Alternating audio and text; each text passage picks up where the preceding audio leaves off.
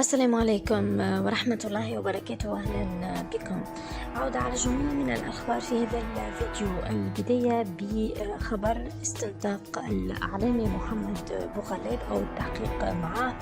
اليوم أصبح مثل أمام أعوان الإدارة الفرعية للقضايا الإجرامية بالجرجاني، وتقرر إحالة بوغليب على أعوان وحدة مكافحة الإجرام على خلفية شكاية تقدم بها ضد وزير الشؤون الدينية بخصوص تصريحات كان أدلى بها حول السيارة الإدارية التابعة للوزير. وبوغليب كان في تصريحات إذاعة EFM قال بأن الاستدعاء ما جاش فيه التهمة، ولكن يتوقع وحسب معطيات بلغته بطريقة خاصة أنه بسبب شكاية من وزير الشؤون الدينية. بالفعل مثل صباح اليوم الإعلامي بوغليب أمام أعوان الإدارة الفرعية للقضايا الإجرامية بالجرجاني، وتقرر إحالته على خلفية تبين معنا أنه على خلفية شكاية تقدم بها ضد وزير الشؤون الدينية بخصوص تصريحات أدلى بها حول السيارة الإدارية التابعة للوزير. من جهته نقيب الصحفيين التونسيين ياسين الجلاسي أكد اليوم في تصريحات الموزايك أنه النيابة العمومية لم تحسم بعد حول مصير بوغليب بعد موقع الرجوع إليها بخصوص هذا تقريبا في حدود الساعة 11 صباحا، وأكد أنه حالته الصحية حرجة بعد أن تدهورت جراء عدم تمكنه من تناول دواء السكري حسب وصفه. قال أنه بوغليب الآن في حالة حرجة وقع التنكيل به بسبب مواقفه استجابة لتعليمات وزيرة العدل على حد تعبيره.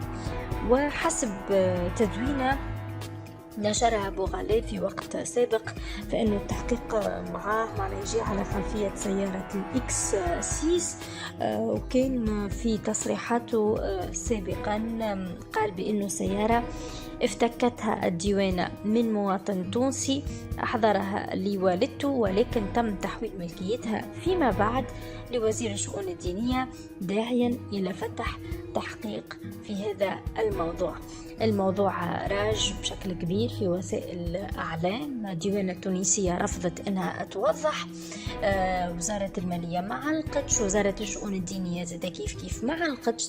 تبقى الرواية اللي يحكي بها محمد بوغليب نقلا عن صاحب السيارة هو بيدو زيدا اللي دخل في إذاعة كاب فام اللي يخدم فيها بوغليب وحكي على الحيثيات والتفاصيل. كان زيدا موزايك فام عملت ملف على هذا الموضوع، ومعناها أخذوا تصريحات من عند مولا الكربة والدته، وحاولوا قالوا راح حاولنا نتصلوا معنا بالجهات المعنية الأخرى دون جدوى.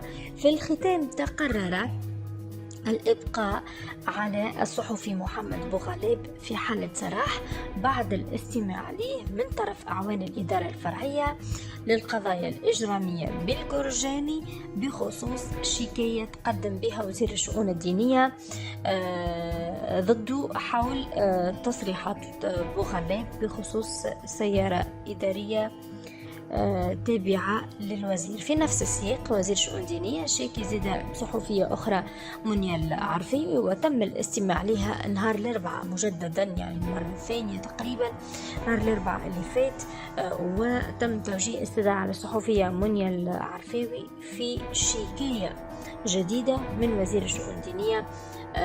كانت هي صرحت وقالت بأنه على خلفية مقال كتبته في هي تخدم في جريدة الصباح، كتبت على ما يحدث داخل لجنة الحج والناس اللي تمشي يعني في الحج صلب وزارة الشؤون الدينية، وأشارت إلى وجود شبهات وقالت أن الملف يتطلب معناها البحث وإلى غير ذلك، وتقدمت بها شكاية. وهي فيما بعد يعني بعد الجلسة الأولى متاعها عاودت رفعت شكاية أخرى. في موضوع آخر نحكيه على حركة النهضة وبيان جديد أصدرته اليوم، بيان مقتضب دعت فيه حركة النهضة منخرطيها وأنصارها للمشاركة نهار الأحد الجاي في اجتماع شعبي عام بشارع الحبيب بورقيبة في العاصمة انطلاقا من الساعة 10 صباحا.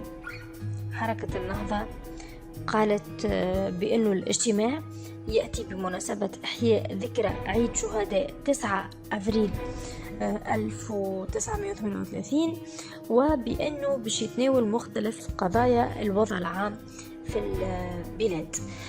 للإشارة فإنه جبهة الخلاص كانت زادة هي الأخرى أعلنت يوم الثلاثاء الماضي عن تنظيم اجتماع شعبي بشارع الحبيب بورقيبة بالعاصمة لإحياء نفس الذكرى. في موضوع آخر نمشي إلى وزارة التجارة، تنهي مهام 3 مديرين في الوزارة. وزيرة التجارة وتنمية الصادرات كلثوم قزاح أصدرت قرارات بإنهاء مهام 3 مديرين، شملت قرارات الإعفاء كل من عبد الرؤوف السلطاني مدير الشؤون الإدارية والمالية بالإدارة العامة للمصالح المشتركة بالوزارة، وعز الدين الدخيلي رئيس مصلحة السلامة والاستمرار بالإدارة الفرعية للبناءات والمعدات بإدارة الشؤون الإدارية والمالية، ومحمد غانمي مدير إدارة الجودة والخدمات بالإدارة الجهوية للتجارة وتنمية الصادرات بالمونستير. في موضوع آخر نحكي على دعوة وجهت إلى رئيس الجمهورية قيس سعيد. الجمعية التونسية للأولياء والتلاميذ دعت رئيس الجمهورية إلى التدخل لوضع حد لمسلسل حجب الأعداد ولمعاناة التلاميذ وأوليائهم وطمأنتهم على ما تبقى في السنة الدراسية الحالية ليتسنى لهم الاستعداد لامتحانات الثلاثي الأخير والامتحانات الوطنية وإصداء تعليماته لتفادي تكرار مثل هذه الأزمات. رئيس الجمهورية في أكودا بارح كان أكد على ضرورة إصلاح التعليم، إصلاح جديد للتعليم. استشارة تطلق قريبا بمشاركة عدة وزارات للاشتغال على إصلاح التعليم بصفة تشاركية. زادة نلقاو الجمعية نبهت في بيان أصدرته اليوم، نبهت إلى الانعكاسات الخطيرة لتواتر الأزمات اللي تعرفها المدرسة العمومية منذ سنوات ومستوى الأضرار الحاصلة للتلاميذ، خاصة فيما يتعلق بالشعور بالإحباط والتهميش وعدم التركيز وانعدام وضوح الرؤية بخصوص المستقبل، بالإضافة إلى تدني التحصيل العلمي وتراجع مستوى التعليم عموما. أشارت أيضا إلى انعدام تكافؤ الفرص في المدرسة مما ينجر عنه انعدام الثقة في التعليم العمومي وتدعيم الفوارق بين مختلف فئات المجتمع وجهات البلاد. طبعا ثمنت الجمعية إقرار رئيس الجمهورية بضرورة إصلاح التعليم وإصلاح جديد للتعليم وبتطوير المناهج التعليمية قصد النهوض بالمجتمع التونسي وأحداث المجلس الأعلى للتربية والتعليم في أقرب الأوقات بناء على مقترحات كل المتدخلين في الشأن التربوي من بينهم أيضا الأولياء وبقية الأطراف.